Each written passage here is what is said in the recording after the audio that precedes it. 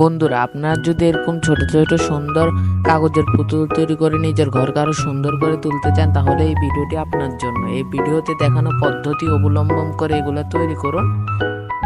এবার কিছু like subscribe পাওয়া যাবে কি?